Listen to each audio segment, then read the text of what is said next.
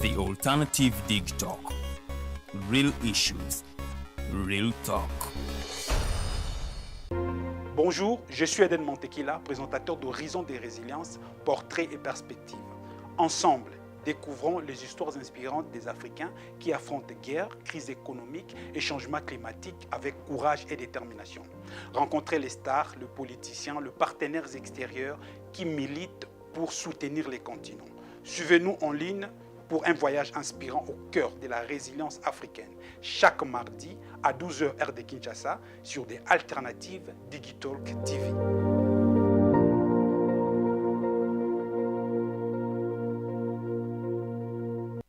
Hi Rogers, can I ask you something?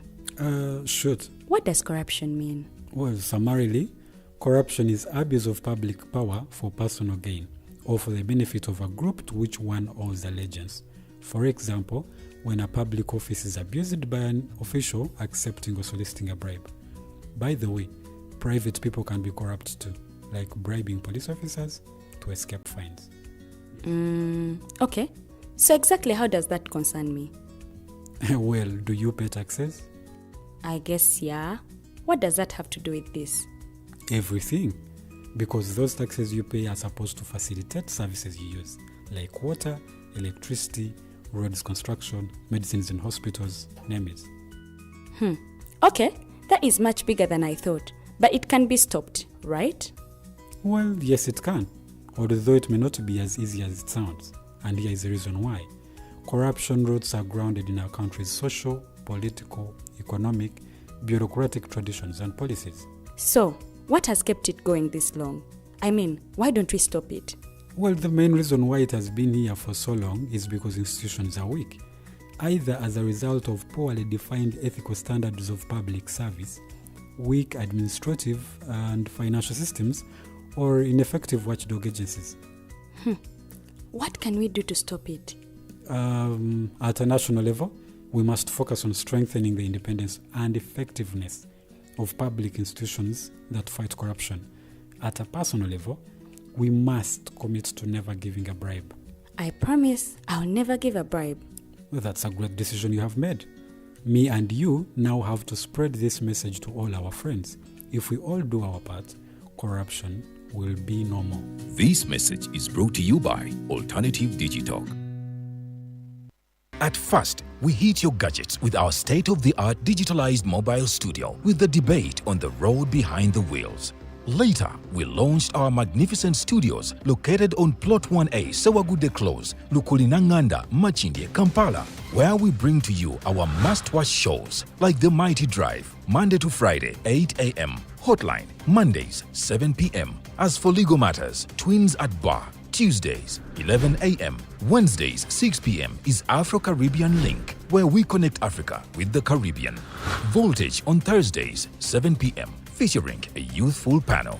Interface with Dr. Kiza Besije every Friday, 12 p.m. with his call to action against injustices. Snap Talk, Saturdays, 6 p.m. with the trio. A must-watch, The Political Dice, Sundays, 8 p.m. with the duo that never stammers, and so much more. Watch us live on all our social media platforms. We are the Alternative Digitalk. Real issues, real talk.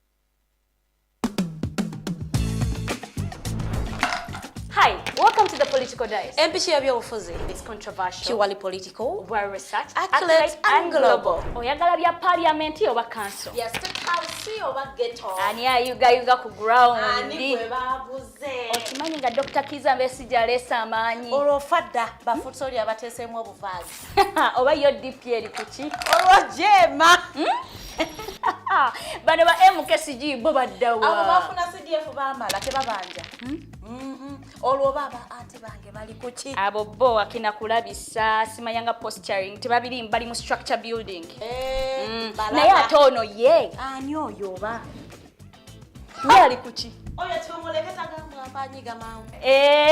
Ebe ndabena birindira no kuda Political Dice ku the Alternative Digitalk nange Teddy Tenja ewamune Farida Bikobere buli wa Sunday esawa 2.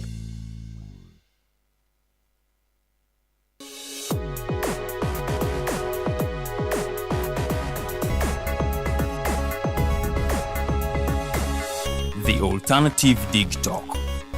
real issues, real talk.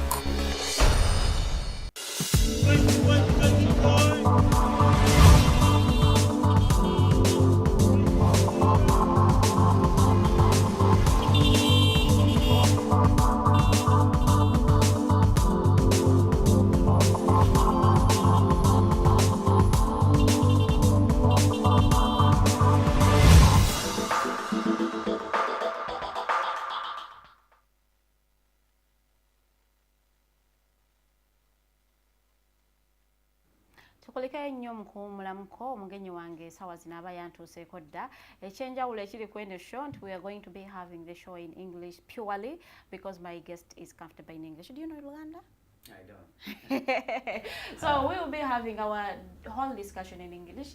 I really ask you to just bear with us, understand a few things. For my Luganda viewers today, I am really sorry, but don't mind. I will be chipping in here and there with my Luganda translations. So look bangate fenna show itunyumira bulungi nnyo.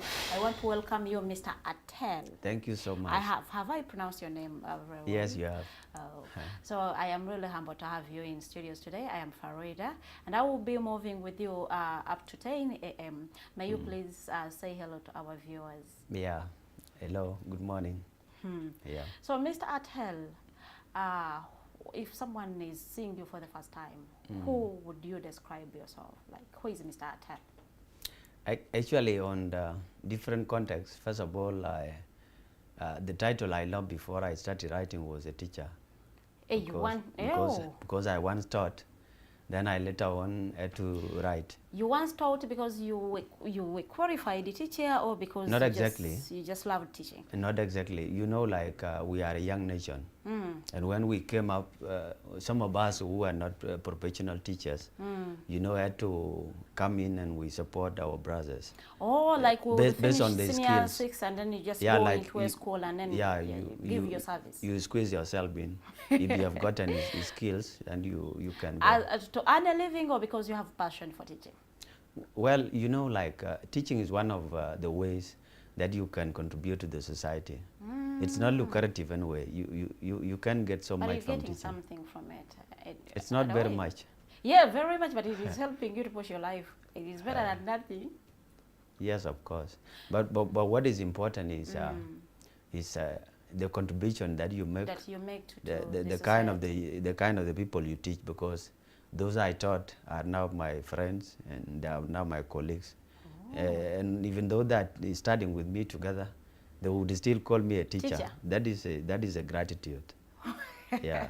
So, Mr. Ater, where are you from? Your simple biography for my viewers.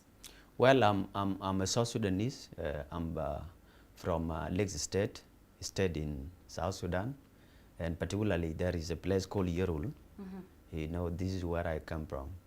Okay. And yeah. So you did your secondary education, like, do we have even the same education as South Sudan? Yeah. Do you have primary, secondary the same as Uganda?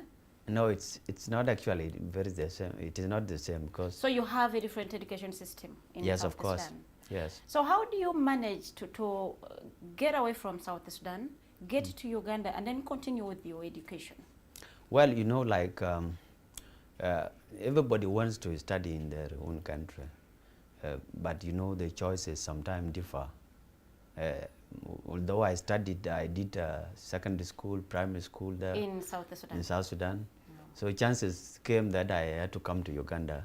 So you don't have any challenges of getting away from the education system of South Sudan, and then you are entering into the education system of Uganda? I can cope up. You know, adaptability is important. It's not too different, maybe. It could be. Should we say that? At least like some small difference. But I had to squeeze myself in. I had to adapt so that I get to also go on with the other Ugandan people. Okay, I want to take you back to South Sudan. What did you join teaching because you had passion for it, or because you had finished the secondary school and there was no money taking you to another level, and then you just opted to do teaching? Because most of us, that's what we do. Well, yeah, actually, like just like I told you, when I completed secondary school, I was even helping in the school, like the lower classes. like from in your former school. In my former school. Okay. So when I completed later, the school had to retain me, you know, so that I waited for public admission. But actually, I also wanted, like, even though I graduate later, since now I'm also doing my studies, I can go back and be doing different works and still teach, so that I also help the people. The people, so you do it as a way of contributing to the society. Yes, not because it is not entirely, you know, like some of us, we have so much responsibility we are holding. Like if you graduate, you cannot teaching so that you get money from it, because like, you know, like we spend a lot. Yes. And the money of teaching can take you for quite some times. Yeah, so what I was trying to do, you know, is to make sure I contribute to the young people, and also the voluntary kind of work, because society, we are property to the society, and everybody should contribute. Yeah. You know, you have to volunteer, Okay. because everything comes from the people. So what makes you leave South Sudan and cross to Uganda? Well, actually, like, it has more to do with the course I wanted to do, because I wanted to do civil engineering. And also my uncle, who I told my idea, had to buy it, and he thought Uganda could be okay for me. So, now your course is different, because most of you say the insecurities that are in South Sudan, so it forces a lot of you to get away from your country. So for your case, it is different. But our country is not very hostile, by the way. But your also colleagues good. say so. It's not by, those are not by word. No, like what I was trying to say, in like the choices of sciences, because like we are a young nation, just like I told you, Yes. and our government is trying to do what it can, to also cope up with the education system. So Uganda, that has gotten an independence in around 1960 something, Yes, can be compared with, you know, with with a young nation that is trying to cope up with the challenges of development and trying to establish governments and all that kind. Okay, so particularly your cause of living in South Sudan is to further your education in Yes, in Uganda. In Uganda. But which university are you at? That is IUEA. International University of East Africa. Which course? Civil engineering. Why particularly civil engineering? Yeah, because like I chose civil engineering because of the two reasons. One, since I told you that our country is young and it needs to be built, so like in the building process of the country later on, I want to be part of the people, even though I am in the leadership, for instance, because like I have also ambitions to you know, for leadership positions. Yeah, in the future, not now. Because if I started now, politicians will be on my neck. So in the future, I can be trying to be in ministries like roads and bridges, so that I can be somebody to, you know, to go and supervise some projects and that are going on.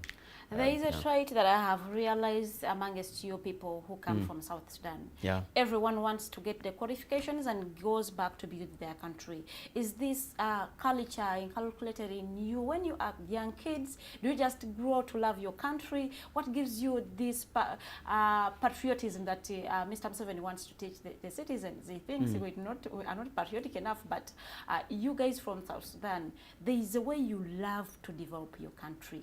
What gives you this love and the passion? You can take an example of a nest of the bird. Like a bird goes and collects insects and comes back to the nest. So the nest is its home.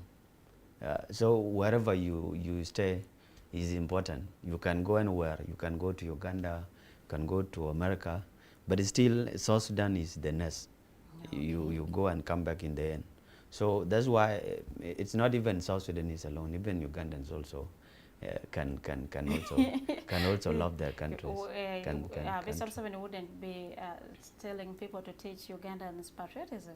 Maybe if we had the heart for the country. You follow politics of South Sudan?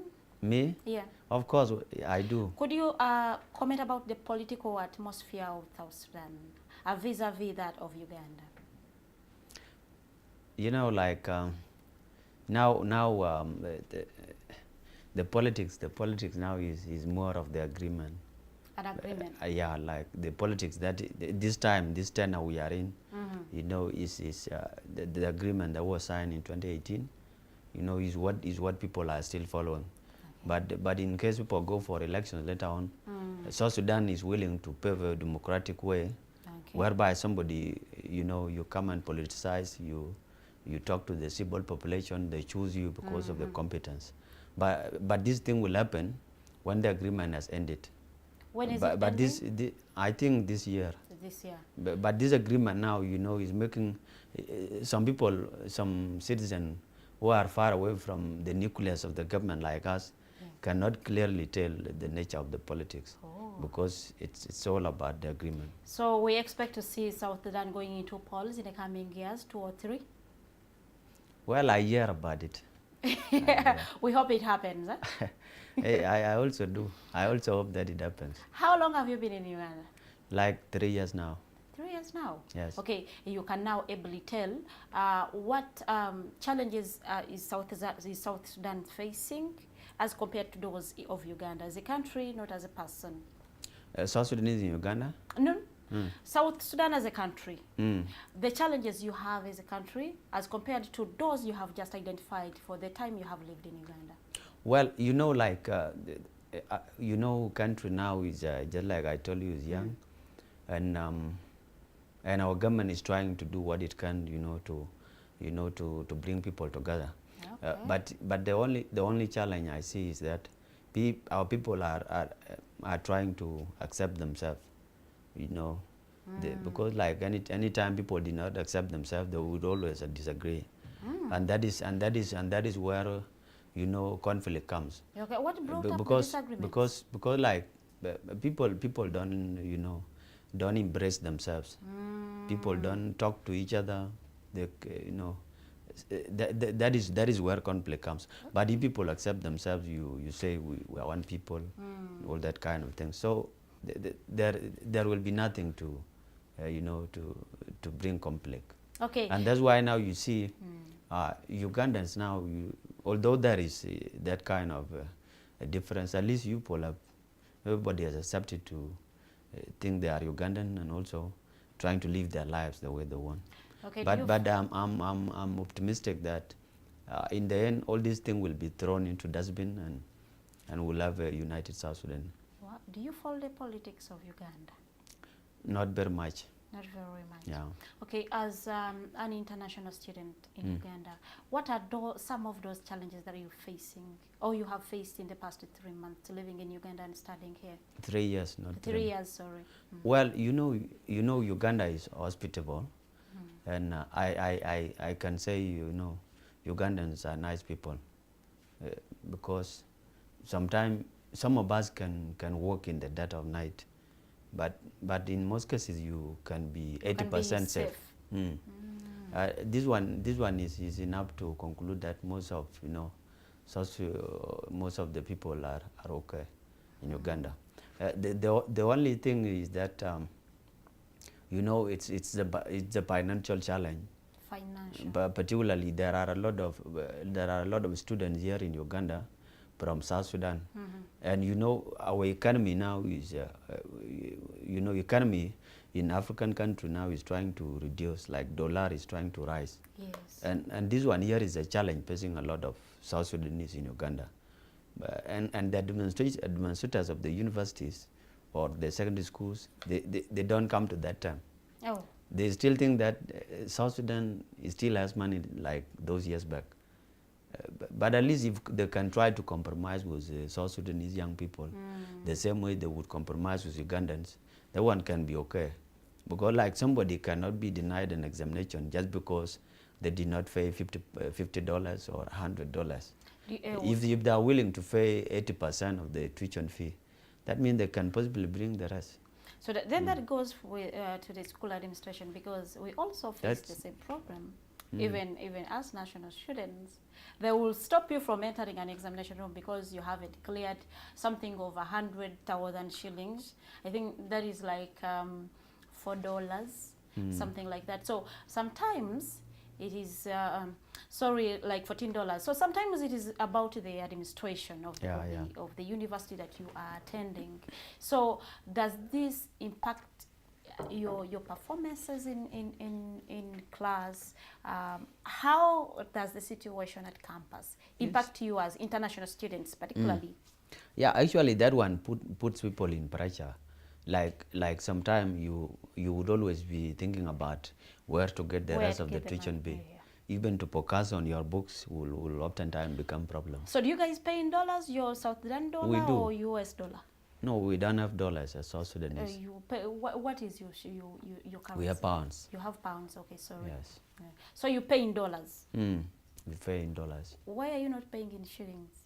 Because you are in a country that has a shilling as its That is the instruction from most of the universities. University administration? Yes.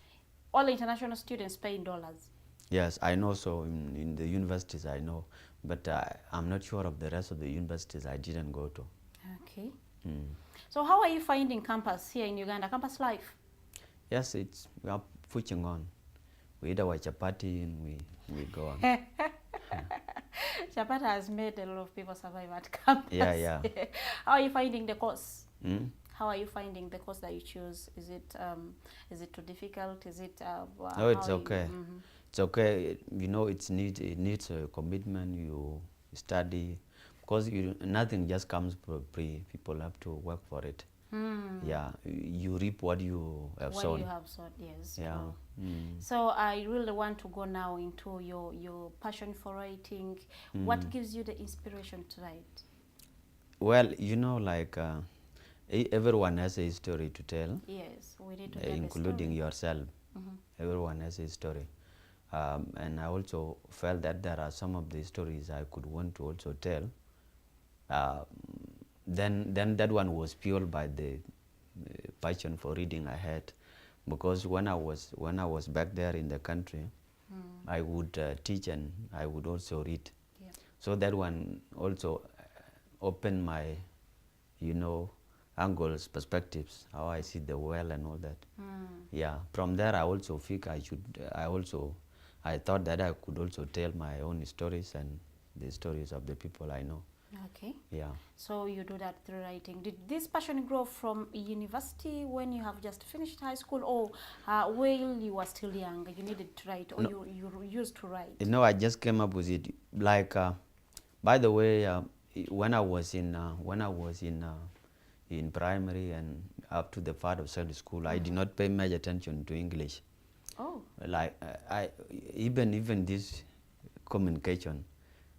Because what I knew so much was to write. Like if they bring exam or anything, I would be in position to put down something. But the speaking I was not so much good at it.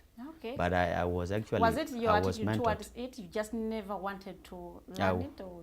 I was mentored, and people mentored me, so that I also, and then through teaching also, I had to know how I can talk. So you decided to enter the field of writing when you finished high school, and then you entered teaching? Yes, because when I started reading in around 2016, because by that time I had a friend of mine who was studying in Uganda here. It's called Ater Majok, who was a young man. We could move together, we could take tea, all that kind. But by that time you could read. Yeah. So he had also let me read as well. Is he even also a writer? Yeah, he's trying his best. He's trying his best, right? Yeah, okay. But though he's not yet published. Yeah. So your inspiration. But he has been reading. Your inspiration grew from that. Yeah, from my friends and also other people I saw reading.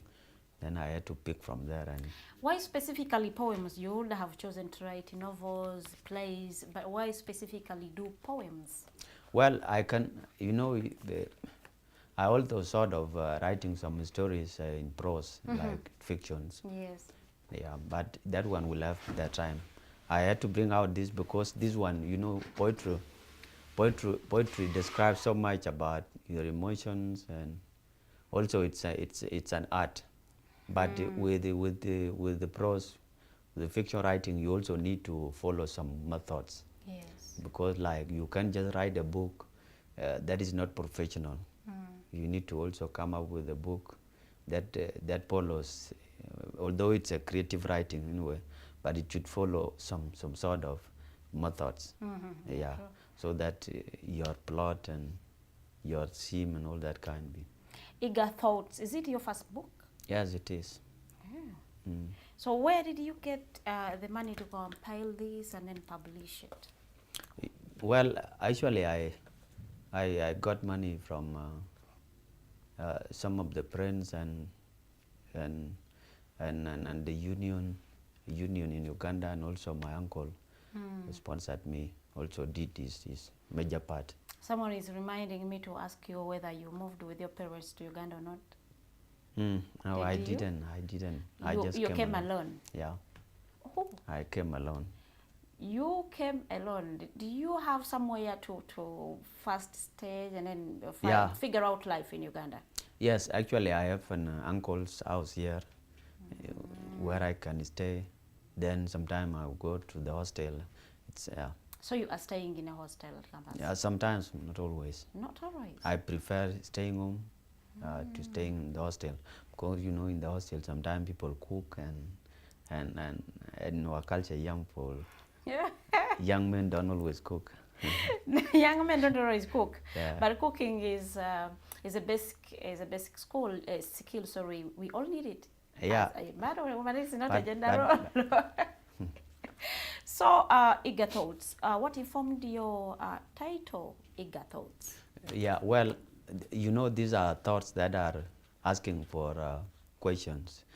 They are desperate to be answered. You know, there are thoughts about how we should love ourselves and how we should arrange our societies. So that, because like there is one poem there which I wrote talking about classless society. Classless society. Yeah, so it's telling us about how we should arrange ourselves, so that the poor and the rich, you know, try to close the gap. Yeah. So that's why I named them so. I call them so you call the because book Eager yeah, Thoughts. they are questioning. They are telling us how we should love ourselves and the arrangement. I did not say much about politics in this writing. How do you manage to balance writing and then your studies? Academia. Yes, Actually it was a academics. real, by the time I was writing this, it was actually a sacrifice. I could sleep 4 or 5 hours in the night, then I spend the rest. The whole day I would be busy trying to do engineering drawings, structural analysis, stuff like that. Yeah, but I had to know, I had to throw away lecture, you know, going to play, going to work with the friends, so that I had to come up with something like that. Did it By the time I did it, I also performed well in the semester. Oh, Yeah. that's where I was going, whether it impacted your performance. No, you know, everything is about arrangement of your time. Okay. So you know I'll be writing at this time and then revising for my studies this time. Okay, I really want to dive into this whole book in the second hour of the show. So I'll be having a few questions about it. Did you get any help from any of your friends, family while compiling the book? Well, actually, I got support from uncle, the one who sponsored me. You know, although he's so he's the one who is sponsoring your education? Yeah, he did some part. Whereas, you know, we were in the union. There is a person you interviewed here the other time. It's called Mahot. Oh yeah. Yeah, we were working together. That union, by the way, is it's very instrumental in Uganda here. It tries to bring... Do you hold a position of leadership in that union? Yes, I held, but we gave the power to the rest. Oh. Because ours was 1 year tenure. Yeah. So the You were union, working the as union did something small, so that they can also, so that So it helped the me. union contributed part, Yes. and your uncle also contributed half of your tuition. Oh wow! So how is the union now that you are a leader, or you have been a leader? You know, once a leader, always a leader. Yeah.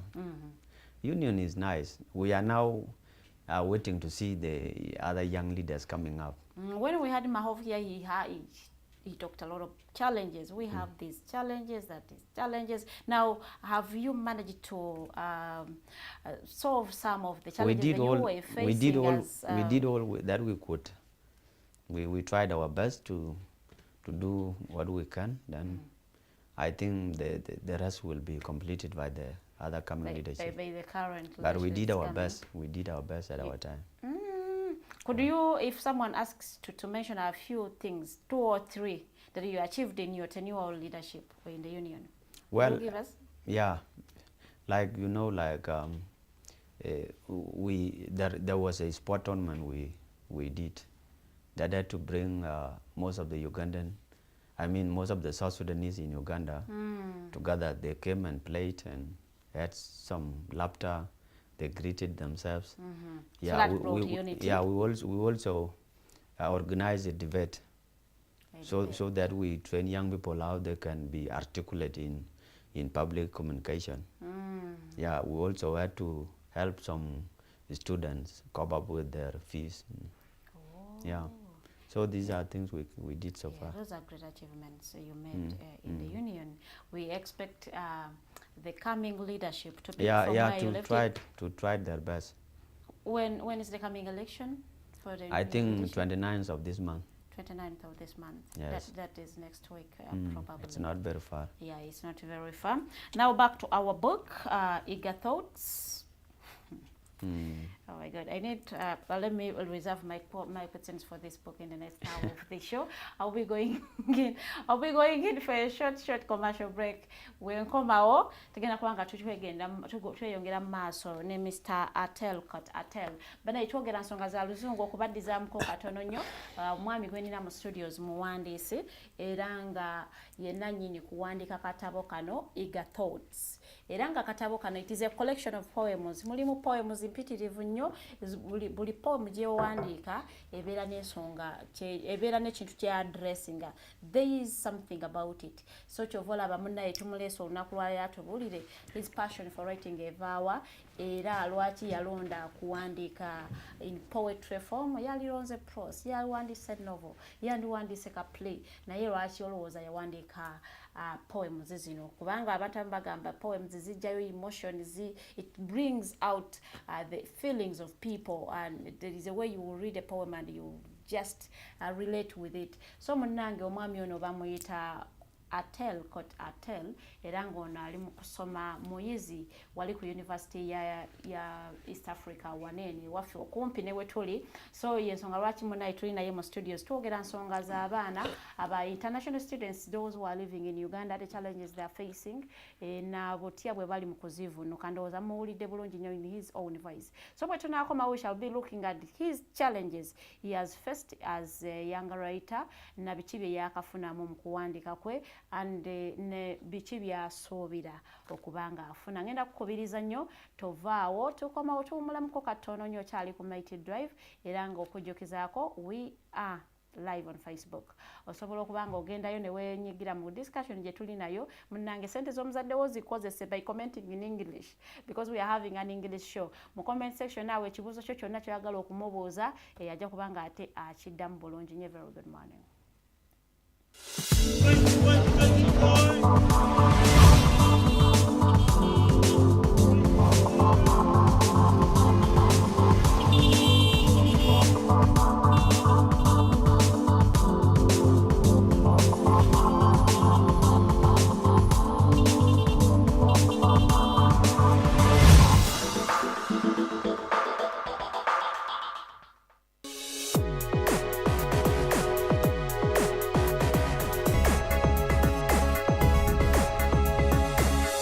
The Alternative Dig Talk. Real issues, real talk.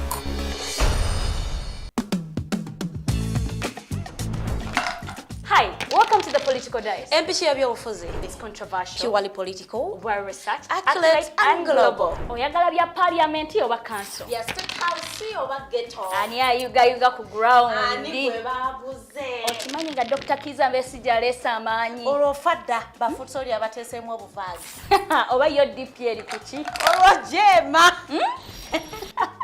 Bano ba MKCG bo baddawa. abo bafuna CDF baamala tebabanja olwo baba ate bange bali kuki Abo bo akina kulabisa simanyanga posturing tebabiri bali mu structure building. Naye ate ono ye. ani oyo oba Ye ali kuki? oyo tiomuleketa gamba afanyiga mangu Ebyo byonna birindira n'oku the Political Dice ku the Alternative Dig Talk nange Teddy Tenjo ewamu ne Farida Bikobere buli wa Sunday essaawa 2.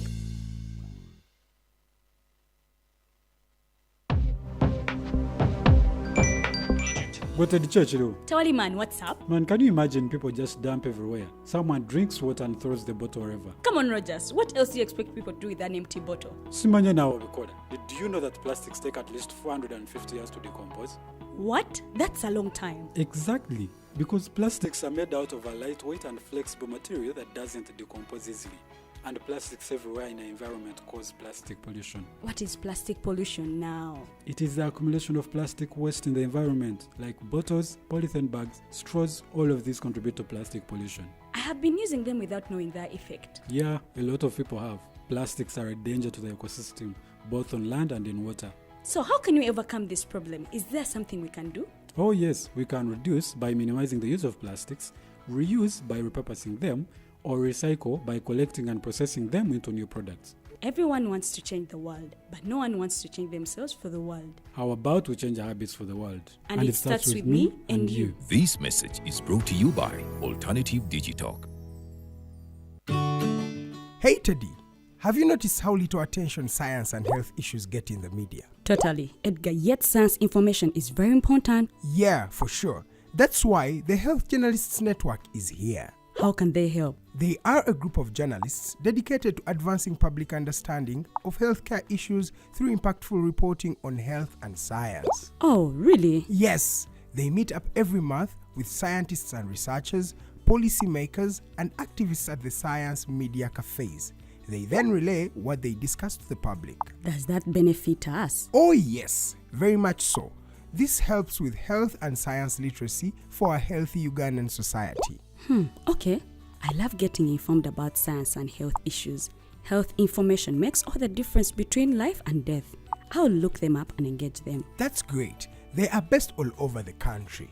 Oh, okay. That's interesting, and they should be making real impact. They are empowering health communities through journalism. Journalists can save lives just like doctors. At first, we hit your gadgets with our state-of-the-art digitalized mobile studio with the debate on the road behind the wheels. Later, we launched our magnificent studios located on Plot 1A, Sawagude Close, Lukulinanganda, Machindye, Kampala, where we bring to you our must-watch shows like The Mighty Drive, Monday to Friday, 8 a.m., Hotline, Mondays, 7 p.m. As for legal matters, Twins at Bar, Tuesdays, 11 a.m., Wednesdays, 6 p.m. is Afro-Caribbean Link, where we connect Africa with the Caribbean. Voltage on Thursdays, 7 p.m., featuring a youthful panel. Interface with Dr. Kiza Besigye every Friday, 12 p.m. with his call to action against injustices. Snap Talk, Saturdays, 6 p.m. with the trio. A must-watch, The Political Dice, Sundays, 8 p.m. with the duo that never stammers, and so much more. Watch us live on all our social media platforms. We are the Alternative Digitalk. Real issues, real talk. At first, we hit your gadgets with our state-of-the-art digitalized mobile studio with the debate on the road behind the wheels. Later, we launched our magnificent studios located on Plot 1A, Sawagude Close, Lukulinanganda, Machindye, Kampala, where we bring to you our must-watch shows like The Mighty Drive, Monday to Friday, 8 a.m., Hotline, Mondays, 7 p.m. As for legal matters, Twins at Bar, Tuesdays, 11 a.m. Wednesdays, 6 p.m. is Afro-Caribbean Link, where we connect Africa with the Caribbean. Voltage on Thursdays, 7 p.m., featuring a youthful panel. Interface with Dr. Kiza Besije every Friday, 12 p.m. with his call to action against injustices. Snap Talk, Saturdays, 6 p.m. with the trio. A must-watch, The Political Dice, Sundays, 8 p.m. with the duo that never stammers, and so much more. Watch us live on all our social media platforms. We are The Alternative Digitalk. Real issues, real talk.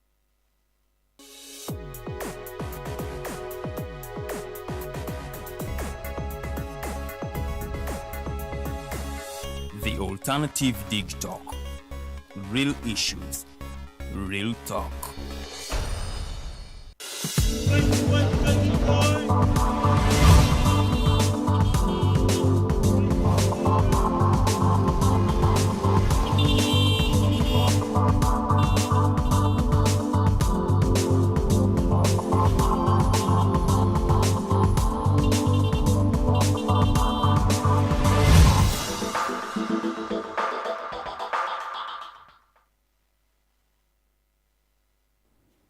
Welcome back from our short commercial break. In the studios, I still have Mr. Ater.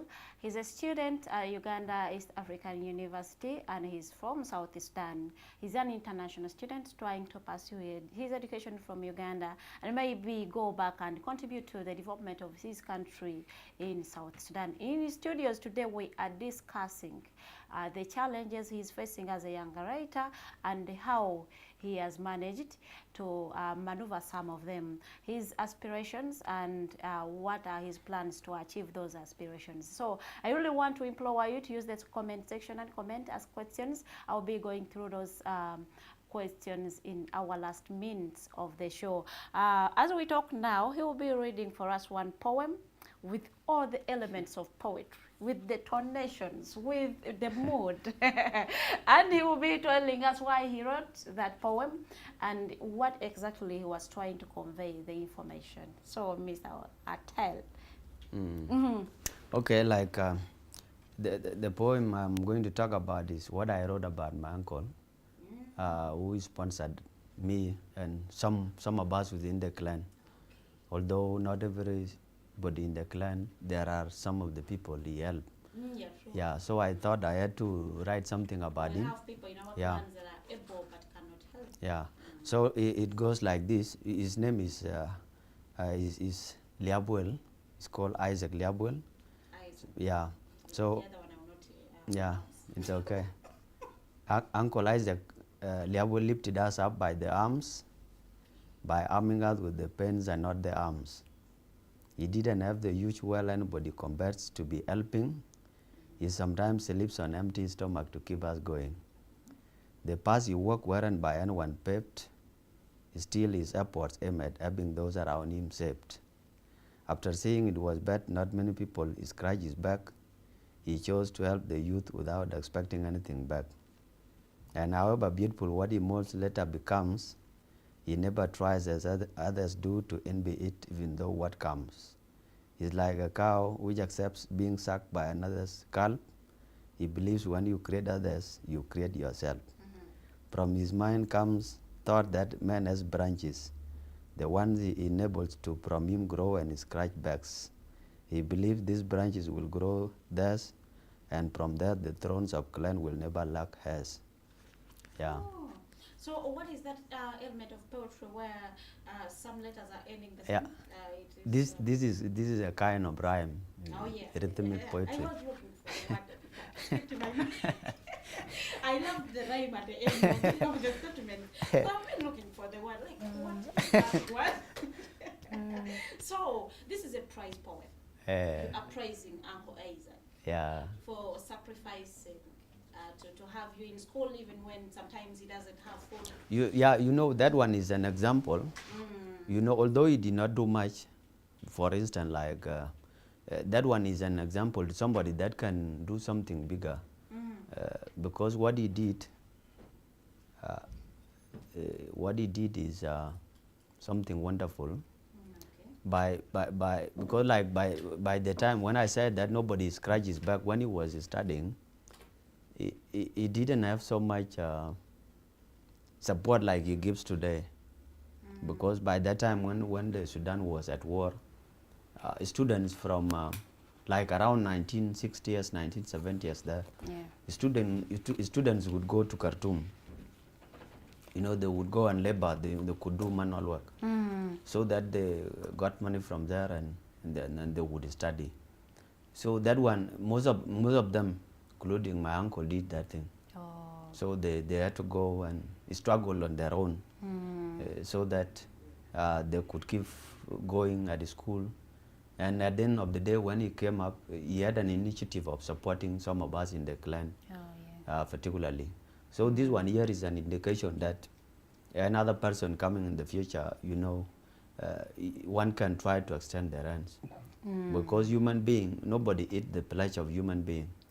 It is what you give that matters. How you help the fellow human being. You know, that is how your life is important. And that's why I had to write about him. And although he didn't start, even if he didn't bring me to Uganda, I could still have written about him if I had the ability. For the other people. Yeah. So your early education, did he helped you when you have reached? Not exactly. He picked me up when I completed secondary school. So your early education, it was your parents? Yes. Okay. Yeah. So you had a choice to make your favorite poem. I will be choosing a poem that I find as my favorite, and I will be reading it aloud, and you will be telling us what elements are in there, why you chose to write that poem, what informed the writing of the poem. But before we go into that, I really want to know, when did you publish this book? I think that was last year. Last year? Yeah. Are you a member of PEN? I am seeing PEN Publishers. That is, I heard there is PEN Writer, something like that. I'm not. I just went there I gave them my work. They went through it and they thought it would be good for publishing. For publication. Oh. Yeah. So I really thought you were a member of PEN. I'm not. There is a way PEN is helping younger writers. It is trying to. As a young writer coming up, what are some of the challenges you have faced along this journey that you've just started? Well, actually, apart from financial issues, much of it now, as young people who want to write, much of it has to be personal, because it is not all about coming up with. It is not all about being supported financially. It is more about what are you keeping out. You know, how are you trying to sharpen your skill, your writing skill? Yeah. How do you also think you can read? Because like writing mostly revolves around reading. Before I I remember in 2020 we had one of the writers I liked so much. It's called Ater Majok. He's a South Sudanese young man. So Ater Majok, when I asked him about what can somebody do to be a good writer, that was around 2020. Then what he wrote to me was read, and read. See, yeah. So this is what he told me. Like when we read, it does not mean that we are going to write exactly what we read from the other people, but reading gives us a view of the world. Because like you have to read many stories so that you know the story you are going to write is different. Because you don't just write so that you don't just write what is already existing. We know anyway there's nothing that is so much original now, but at least you should try to be different, so that this what you are writing has to add some delicacy to the world of literature. Yes. See, because there are billions of books outside in the world, but how is your book also going to fit in the shape is what is important. But that one has to, it's a challenge of most writers now, because you can find that somebody is writing it, is writing it because people just want to, to get published and all that. But it is how your book is going to survive that matters. How his book is going to add something to the society, because it is not all about popularity. Anybody who does something good can be popular, but you have to also try to change something with your writing. And you change it by sacrifice, by reading. You try to also see like your genre. What kind of writing do you want to choose? Do you want to be a poet? Do you want to be a picture writer? So after finding out this, you know, you read much leaning to that particular So genre. you read in that same way of the work. It's you also want to advisable write. to also read. If you want to read poetry, if you want to write poems, you should be reading works of poetry. No, there are other you know, there are other prose, there are other novels that are poetic. Yes, because poetry is not all about arrangement of stanzas. So it has more to do with the creativity. You know, how do you try to play around with words? But other good writers already, who are fiction writers, are poets. Are poets. Yeah, Okay. and then like that one is important. You have to read. You also need to read also politics, because like if you want to write something political, like there is a Animal Farm, George Orwell. Yeah. George Orwell, when he came up with Animal Farm, he knew the politics of the day. Then from there, you had to come up with that novella, you know, trying to depict something that was already happening. Yeah. Because a fiction does not have to be completely false. It does not have to be wrong. I mean, to be false. It is actually telling You are things just creating existing a story from in your own something that way. is existing. Yeah, it is and creation. then you are satirizing it. It is creation. If somebody defines fiction as lie, then they don't know what fiction is. Most people just think fiction, you will just sit and think of a situation that isn't even happening and just put it on paper. No, it's better at that you know, most of the fiction writers didn't just create world that did not exist.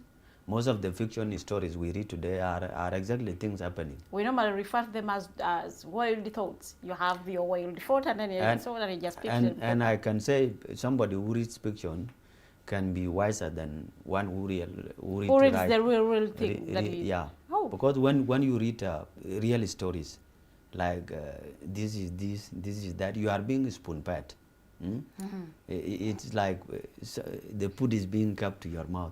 But when you read fictions, it gives you that power to think for yourself. You think for yourself, and by thinking, the dimension of the brain they have to be different. Also, real stories, you are not thinking for yourself. You are just putting something that is happening, and then you putting it on paper. It is just like picking food from the plate and putting it in the mouth of a child.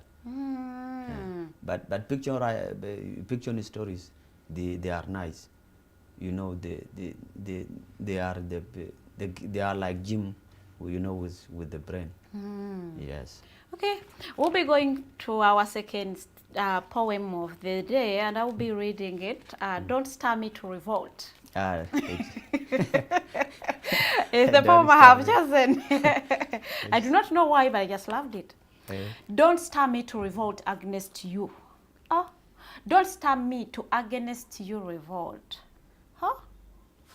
Okay, we shall be talking about the choice of words. I may strike you like thunderbolt. Don't stomp on my back as I face down. I may rise up and you will fall down.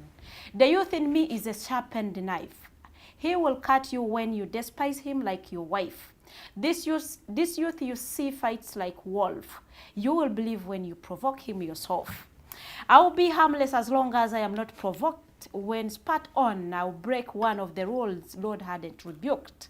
I will not stand lazily by as my future gets snatched. This seems like the interest of my dome by me is attached. Don't stir me, sir, to rebellion. I don't intend to change my colors like chameleon. Leaving me unhurt will benefit the both of us. As I say, you are a nice guy when someone asks. Yeah. So, don't stir me to revolt. Why that title? You know, actually, I was talking about youth, the you know, youth and the powerful people, because you know, youth are taken for granted.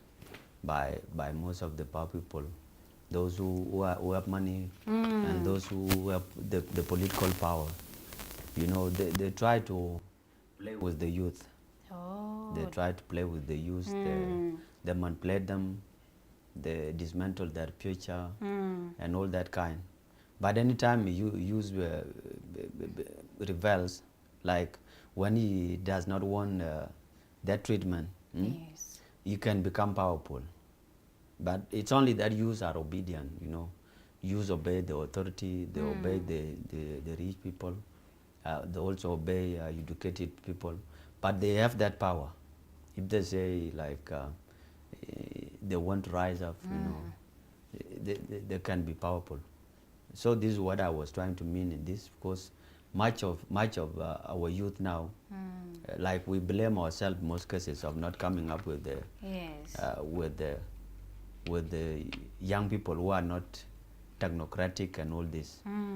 But the kind of the system and how they are treated, you know, makes us not have all those.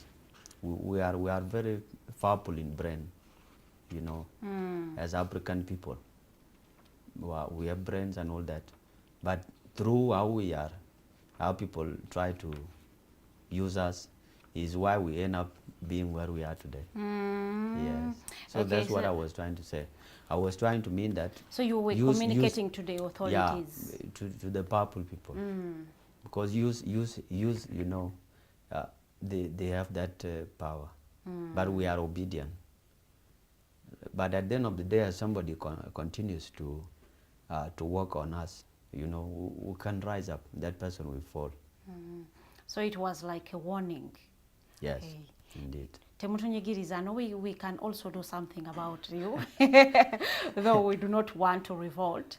So please don't push us to that corner. Yes. So another poem. I will be choosing another poem, but before I choose another poem, do you think the youths have used their capacity and power as youths to do something about their life?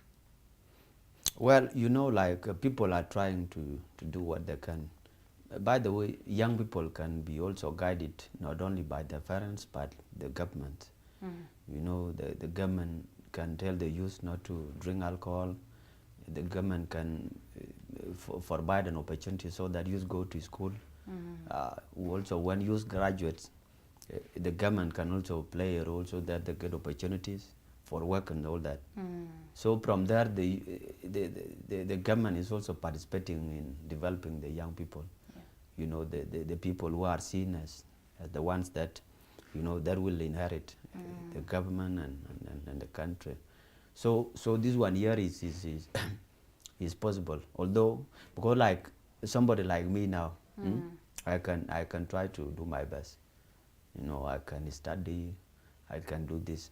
But in the event that there is a situation where an uncle gives you an opportunity, Yes. so with this technical know-how, don't you think that I would just be loitering the town? Yes. So by doing so, I might have done my best, you know, but somebody there is not giving me, you know, An opportunity.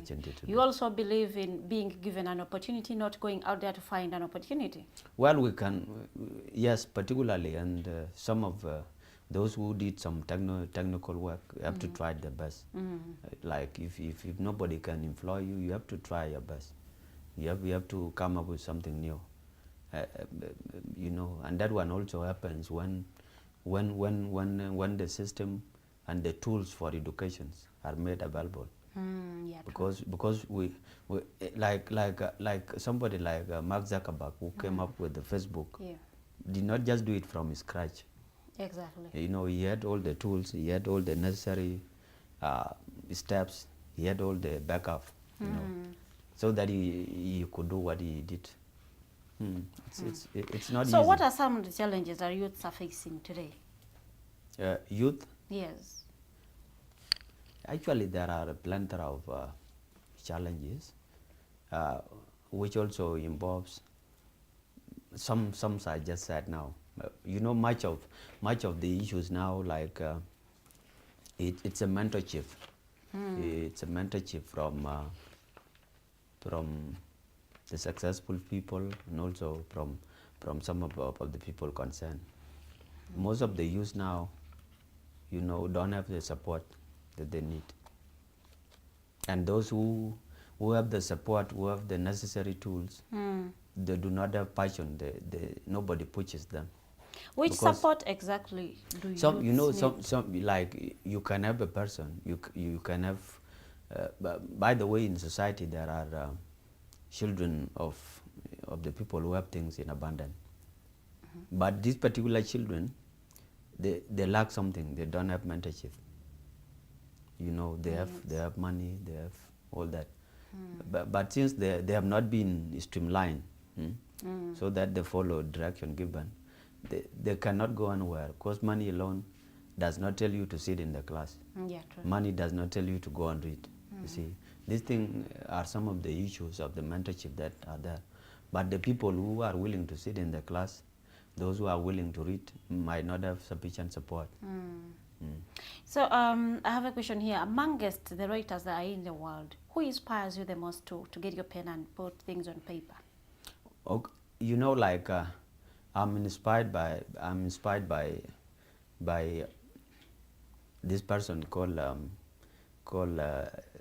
George Orwell. Oh. Although I did not write fiction, like you know, George Orwell inspired me, and somebody who also inspired me to be writing poetry so much is by the way, in Yerul we have some young people who write. I put one person there, is called Gumachek. Gumache. Yeah, I think from you will have to look. It's he's part of a poem? No, it's not. I you were acknowledging? Oh, okay. Yeah, he's here. This is a poet. So he's part of those people that inspire you to write. But George, I like George Orwell. Although I read other people, I like George Orwell because he actually painted what is exactly happening today. He painted the kind of the world we are going to have and the kind of life that human being is going to lead.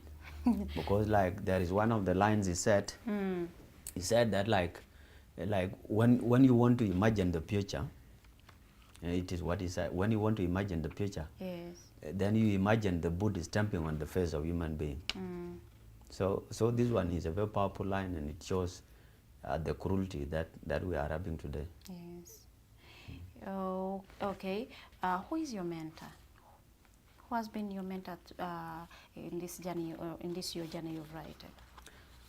There are many of them, but much of it I have been trying to look inside myself and trying to create what I can produce on my own.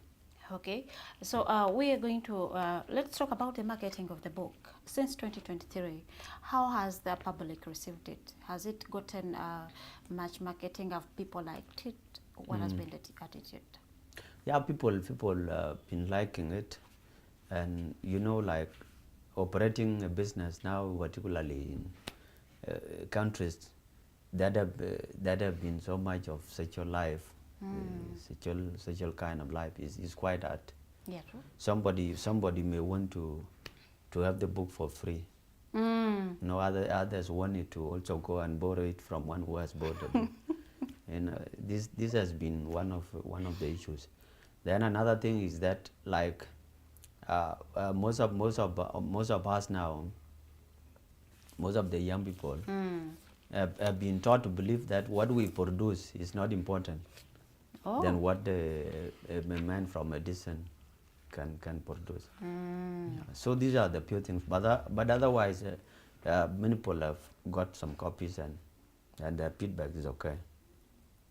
So there is something about our reading culture as Africans, and it is something that you are centering into writing. And writing, for people to take your product, they must be really lovers of reading.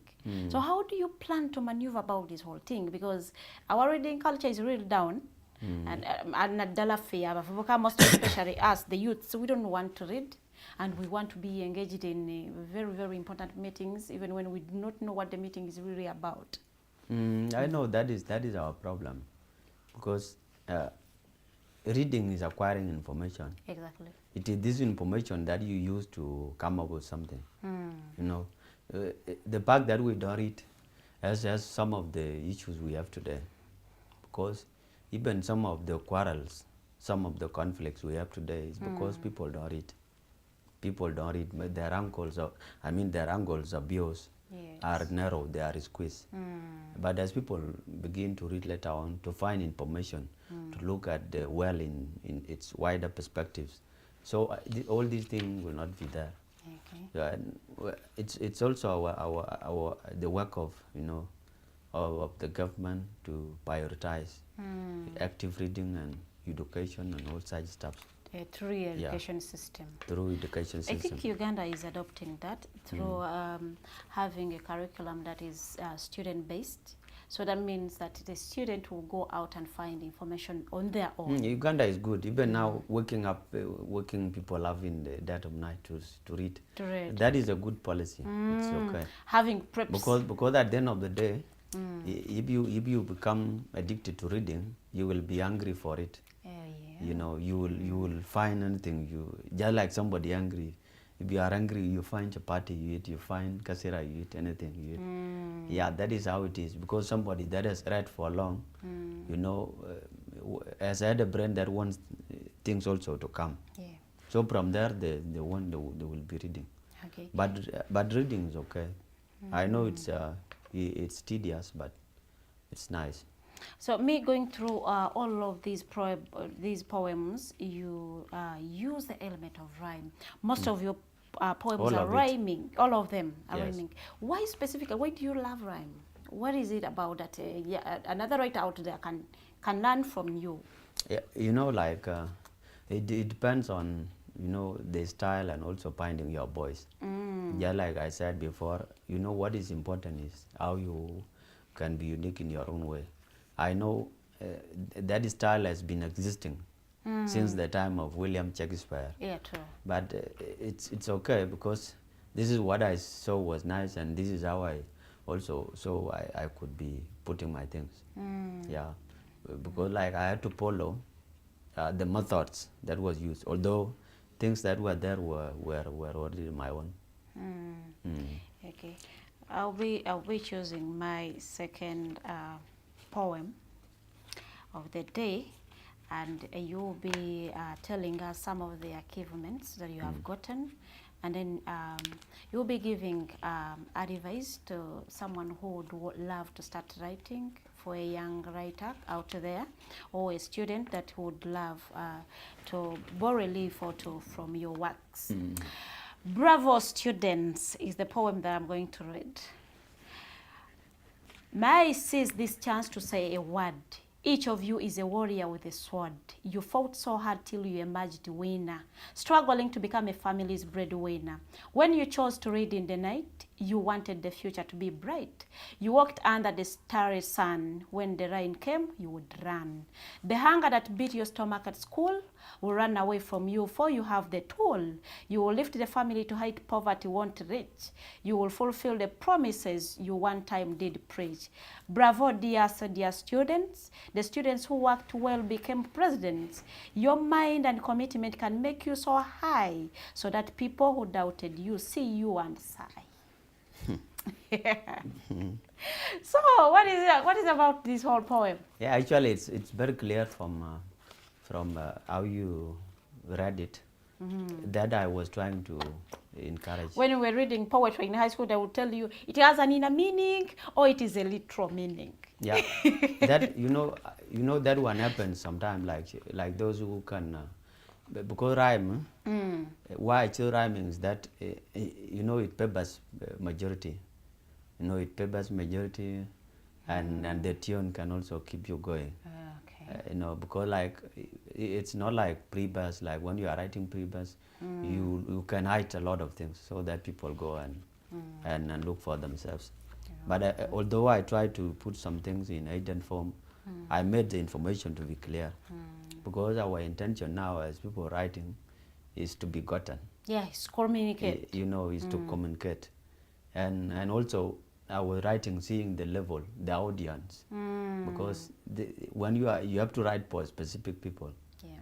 If I'm writing to maybe lecturers or maybe the scholars, the kind of vocabularies You the use kinds of will be will different be and different. terminologies. Yeah, but for this one here, I'm writing even so that somebody This is can in even primary. be used in school. Yeah, even though somebody is in primary school, they can be in position to get it.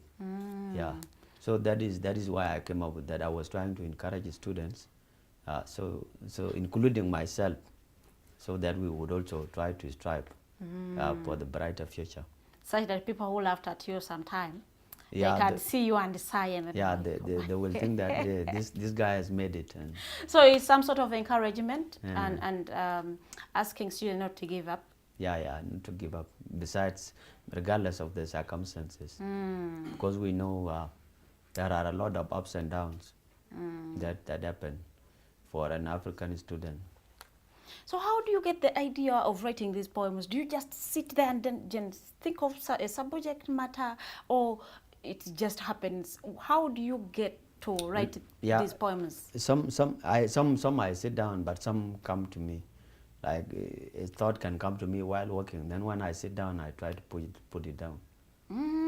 So you'll be walking and like you just see dirty streets and It can come. I need to write a poem about this. You know, you can pause it sometimes. Like it's how you can try to mold it, because like building it, that is what you can think about. But what a poem or what you want to write comes alone. It just comes as a thought, and you work on it.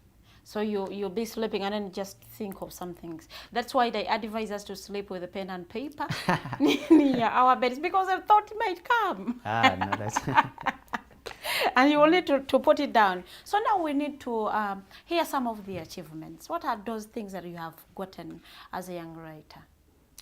Well, actually, some of my works put smile on some of my young my age mates. Yeah, there are some people who read it and they gave me feedback. They said that your work is okay. Has tried to make me happy and all that. Okay. Because I know, while writing this, or while choosing to write, I knew that I wouldn't get money quickly. Yes. That is why I had to also choose to do civil engineering, such that in case I be lucky enough. So you use this as a side, side business? I'll be getting, if I become lucky in the future, I can be working. I get some bread for the people depending on me. Then I didn't, because when we are starting as a writer, there are a lot of things. You cannot have expectation that once you publish, you're going to get money, because market here is a problem to us. We don't have a market. Yes. It's not common for every other writer. Yeah, sure. And even you can see now some of the books we have here, the books of America, those of Russia. There is a market. And if the book is, for instance, like if I launch a book in America today, the people in Africa will want it. But as I publish a book here, it's very hard now for those guys to like it. To like it. Yes. So sometimes there is something we should work on. So can you paint for us a picture for a young writer who is just going to write their first book? Like, how do you go through it? How do you get to the publishers? How do you get to know these people that are giving you reviews, that are editing your book? How is that process? Take us through. Well, actually, the whole thing, like now, there are different publishers now. There are traditional publishers. There are also self publishers. These people who can, but for it depends. Like if somebody is writing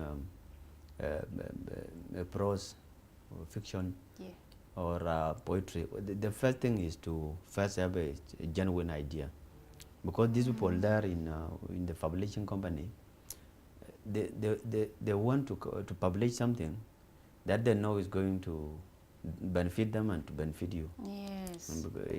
So the first thing that a young writer should do is to make sure you own your skill, you sharpen your skill by reading, by practicing, and also by asking. because even myself, I asked from some of the young people. You know, there are some young people in, you know, in my county, others in country in South Sudan. I can ask somebody who has an idea. Then from there I see, because like being a writer, you should be able to accommodate, you know, the criticism and the suggestion. But you can't just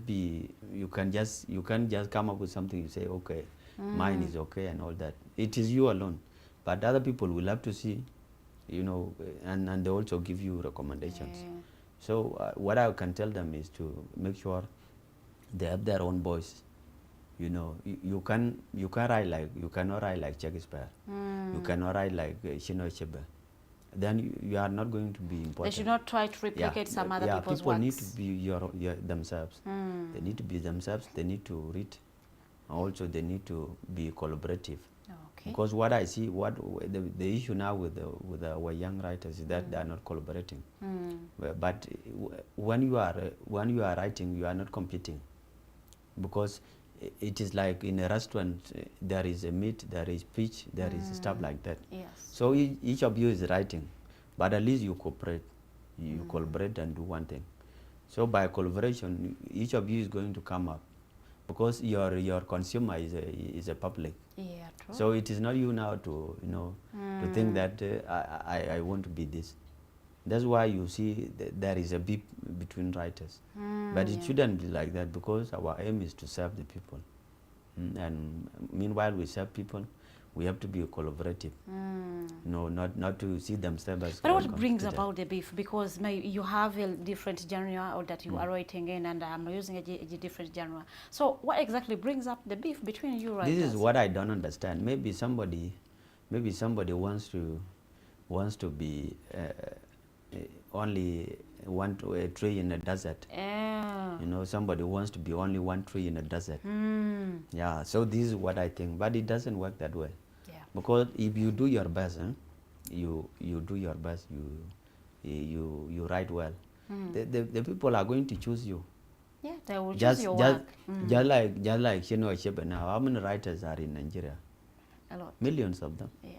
But now you would find that, okay, I want Things Fall Apart, I want Animal, I want Annie Loves the Savannah, I want Man of the People, you know, because Chinua Achebe sat down and came up with what he wanted to give. Yeah. So it's not all about, you know, trying to say that you want to compete and stuff like that. It's all about collaboration. Okay. You collaborate, you accommodate the criticism, because it is that criticism that is going, that literature does not survive without criticism. You have to be told this one is wrong, you should have done it like this, like that. Then you add this criticism, then you also come and see within yourself, what do you have? What do you want? So from there you combine this and now you are a good writer. So as a writer, you should be open to criticism. Yes. And shouldn't be putting emotions. Why would you tell me to change that? Yeah, because like because like there are some things, maybe idea. Yes. Because like if you see that your idea is original, it's okay. But if somebody tells you the right method, the right procedure, because like when you are writing prose, when you are writing fiction, there are methods you should follow. Yeah.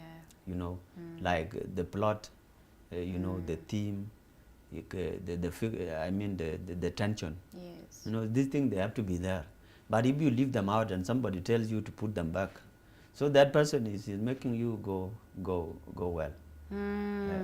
But if you are coming up with your idea, just like an idea of Things Fall Apart from Chinua Achebe, you know, the method was right, but the idea was disliked by some of the white people. But since he knew that it was okay, he had to continue with it. That one is okay. If you see that, if you believe that your idea is okay, it's okay. But if somebody wants to tell you the right procedure, you go with that. Okay. So as a young writer out there, I think you are learning a thing or two from Mr. Ater.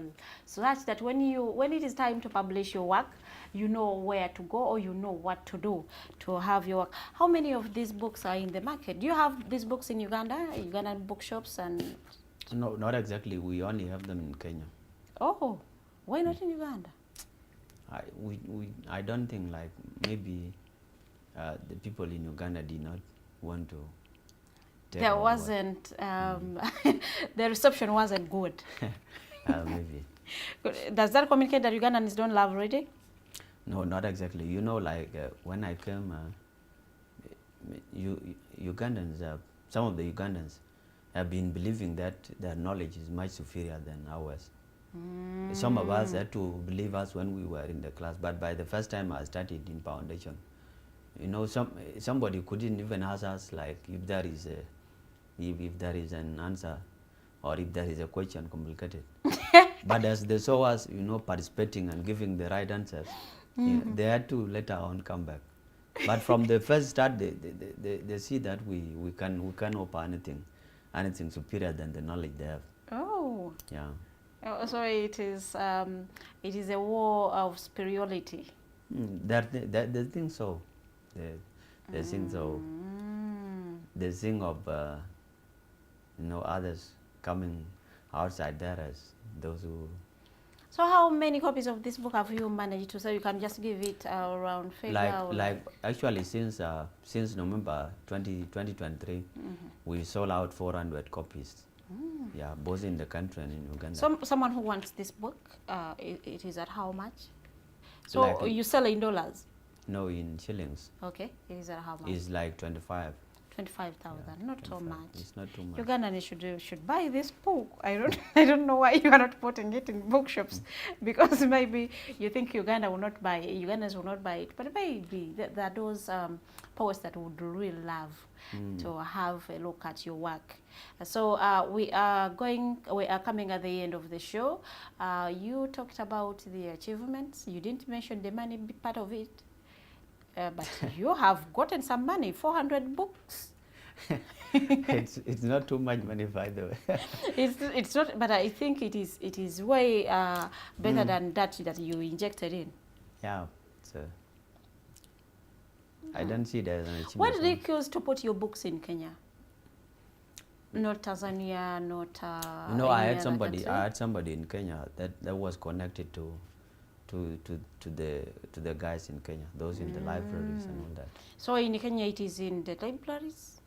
Yeah. Do we have e-copies that is. someone can pay and they get an e-copy of Eager Thoughts? Yeah, we are trying to create some bank account.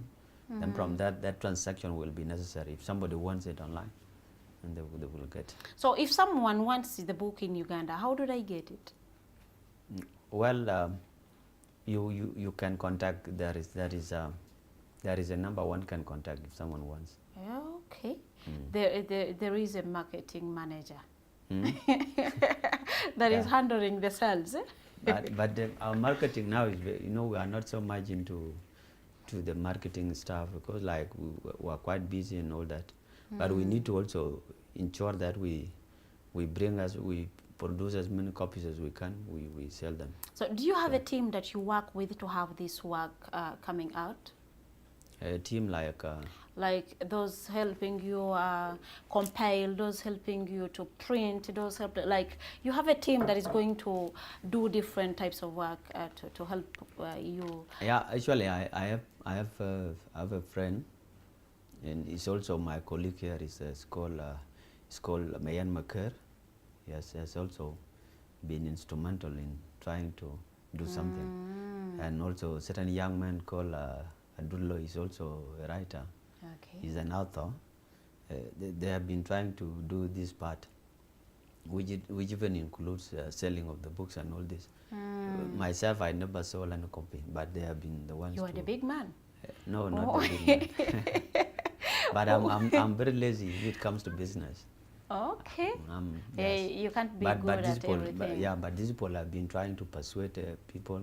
Others who are interested, they can move. Like Daniel Mayana is somebody who is connected to the people in Uganda. He's the one who has been selling this. You know, he's also we are studying together at East Africa.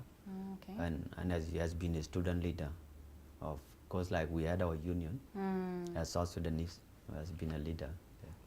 So do you take part in student leadership at university? No, when I went to the union, I didn't take part there. I allowed Daniel to remain. Okay. Then I went to the union. Oh, wow. we are getting to the end of the show. Do you have anything do you would really want to communicate that we haven't covered in this whole discussion that we've had with you?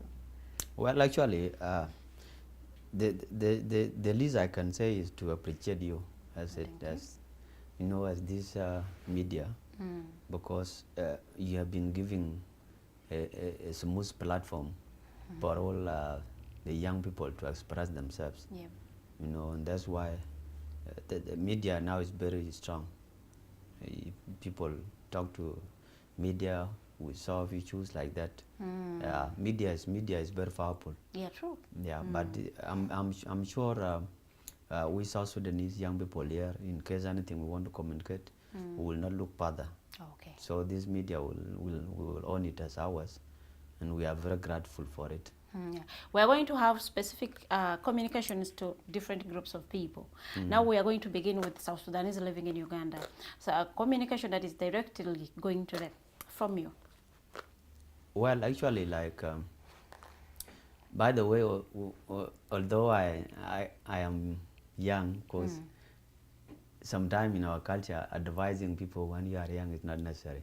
But I can say the least. What I can particularly tell our people in Uganda is to make sure they give back the same respect that the Ugandan give them. Oh, yeah. Because when you live in a foreign nation, one has to be within their lenses.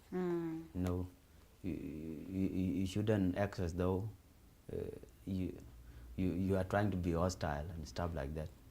So I have to tell them so that they love themselves as much as they can love Ugandan people, and also to get committed to what they came here for. Because the distance we covered had a reason. We had a reason as to why we came here. We have to focus on that, and also like we have to be, since we are in a foreign nation, we have to be at each other's back. Yeah, true. If somebody falls sick here, and even though you belong to other tribe, you have to intervene. Yeah, because when we are in Uganda, we are brothers. Yeah, exactly. The line of tribalism has to be dissolved. See, I think this is what I can tell them. Now to the young writers watching you. Well, to the young writers, they just need to read, they need to be themselves. They also need to have thick skin. Like if they are criticized, they don't need to overreact. Yeah, and at least they should be disciplined. And the youths. The youths. We have finished the young writers. Now we are looking at the youths. Which communication do you have for them? The youth? Well, actually, what I can tell the youth is that they have to be following their things they are doing. Because I know, as young people, by the way, our success is not entirely on academia. I know many people have been always telling people that if you study hard, you will succeed. But it's not always like that. If you find that academia there is no breakthrough for you, why not can you try different things? You can make business, you can do some manual work, you can do different things. I'm happy with Ugandan young people. Someone can graduate, and if they can't find a job, they fix border. They go and put chapati on table, and the life goes on. So sometimes it does not have to be, if you are not given a job as a young person, then everything ends. You may have your paper, but finding a job is a different qualification. It's different things. Okay, as we come to the end of the show, I see questions coming in. Good morning. I wanted to ask the guest, are there writing competitions in his country from school levels to the national level? There's a question. Huh? Yes. Well, actually, these things now are being organized. There is a debate competition. There is also a writing competition. Although nobody wins, there is no kind of reward stuff that is given. And as time comes, we will need to organize, ourselves, so that we have a union who can initiate such things. Okay, another question is, some writers are witch hunted by government, for example, Ngugi wa Thiong'o. Are there incidents in his country where some authors have faced the government wrath? Well, actually, it depends on, because like government does not just be on your neck. For nothing. When you are writing different stuff. Okay. Yeah. So that there is a reason why government was specific with Ngugi wa Thiong'o. Maybe how he articulate the issues, because like writers, by the way, they like to open their minds, the eyes of the people, which is something that the government does not want, because government thrives on the unconsciousness of the young people and the people. So maybe if you try to say things that people pinpoint using their tongues, then obviously you know you are going to be in the issue. So it depends on what kind of things you are writing about. So the question was, are there any instances in your country that the government has come up to write? I can't recall. I can't remember. Okay. It has been nice having you on the show, Mr. Atel. Your last remarks. But before you say your last remarks, could you please tell us what you enjoy doing in your free time? You are not writing, you are not reading. What is that thing that you enjoy doing in your free time? Music. Music. Yes. You can sing. You write. Yes. I can. I listen, because I gave up music in 2011. By that time I was a guitarist. Oh. I could perform on a guitar. But because I was seeing that it was pushing me away from my academia, then I had to drop it. But still I like music. Music is good. Last question, he talked about teaching. Which exact subjects were you teaching? I was teaching mathematics. Mathematics? Why did you now divert from mathematics now to English and writing? Someone would think you were teaching literature and English. No, I wasn't. God. Okay, your last remarks as we close the show. Actually, I'm thankful, and the last thing I have to say is that my last communication is that we should embrace ourselves, particularly for our people back home. Oh yeah. We should embrace ourselves and we accept ourselves to exist. Like in one of my poems, I said that when two brothers fight, no one wins. So what is the title of that poem? It is there. Let's kill Ater. Oh, I saw it somewhere. When two brothers fight, nobody wins. Oh, okay. Because like for instance, if I have issue with my brother, and my brother disadvantages me, so that I go somewhere, yes, or he takes my life. So this brother of mine will be defeated in the future by somebody who is coming with his brother. Yeah, true. So like whatever you want to achieve after disadvantaging other brother of yours, you are not going to win. You can win by doing something bad to your brother. To another person. To your brother. Thank you so very much, Mr. Atel Atel. It has been good having you here. I really feel and hope the youths have gotten inspired, and even those that have the passion for writing. Now you know what to do, you know who to go to and what to start with. You may be, if someone wants the copy of the book, who do they reach to? A number? Or Yeah, we can leave a number. Yeah, you can read out the number. Someone may read it out. You have it in your head, or it is in the phone? It is in the phone. Oh, so we will be pinning the number on our show on YouTube, so you will go there and look at it. If you need a copy of Eager Thoughts, then you will need to call that number. Are they on social media? Maybe someone can look up them. Maybe someone can look for you on social media. Which names do you use? I use the same name on my Facebook. Atel Atel. Facebook and X? Facebook, yeah. Okay. That is the name I use in every media. On every social media. All right. So ana mgende munonya akatabo kamitwala ebiri kitundu joka iga thoughts gwe munanga nyumirwa poetry. This is the book. If you love rhyme like I do, this is the book we should be buying. It has a number of poems, and each of the poem has a different subject matter. So you can go and look for Mr. Atel on social media and get yourself a copy kumitwalo ebiri kitundu joka nga wefunira akatabo. We are supporting young writers because we want to inspire more writers to come up. As the old generation phases out, we have more writers coming up okulaba nga ate munange writing courage no tefa. Njago kubagaliza olunaku olungi tusinkana olunaku lwenca essaawa zigenda kubeera bbiri ez'okumakya mpaza okubajjukiza olunaku lwa leero tuyina voltage essaawa ebeeremu ey'akawungeezi Mumbejja Luwederia nagenda kuba nga atudde wano n'abakulu nga boogera ku nsonga za politics. Olunaku lwenca unfortunately we will not be having Dr. Kizza Besigye. He is not in the country, but also Wangwa Neno will not be airing. Tujja kuba nga ate tukuleetera launch of the Kanyehamba Foundation and fundraising wali ku Imperial Royal Hotel. It is only by invite. Please tojja togamba mbona kuwulidde ng'okyogera ku show. If you don't have an invitation to the launch, please jirabire ku the Alternative Uganda Facebook page oba TikTok TV. Ojja kuba nga ate omukolo ogufuna bulungi nnyo ne ku YouTube the Alternative Uganda. Ebinaba bigenda maaso ojja kuba nga ate obifuna bulungi. On Saturday we have the Snap Talk. Essaawa zigenda kubeera 12 ojja kuba nga ate otufuna bulungi ne ku Sunday Political Days tujja kuba nga ate tukomyewo mbagaliza olunaku olungi musibe bulungi.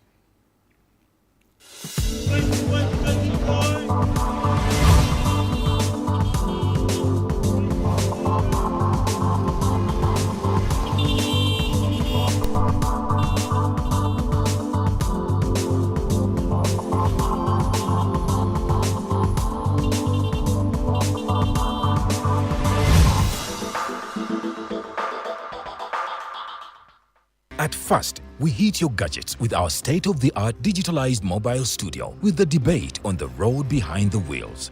Later, we launched our magnificent studios located on Plot 1A, Sewagude Close, Lukulinanganda, Machinde, Kampala, where we bring to you our must-watch shows like The Mighty Drive, Monday to Friday, 8 a.m., Hotline, Mondays, 7 p.m. As for legal matters, Twins at Bar, Tuesdays, 11 a.m. Wednesdays, 6 p.m. is Afro-Caribbean Link, where we connect Africa with the Caribbean. Voltage on Thursdays, 7 p.m., featuring a youthful panel. Interface with Dr. Kizza Besigye every Friday, 12 p.m. with his call to action against injustices. Snap Talk, Saturdays, 6 p.m. with the trio. A must-watch, The Political Dice, Sundays, 8 p.m. with the duo that never stammers, and so much more. Watch us live on all our social media platforms. We are The Alternative Digitalk. Real issues, real talk.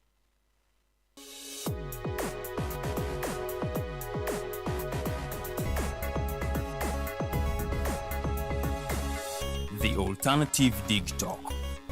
Real issues, real talk.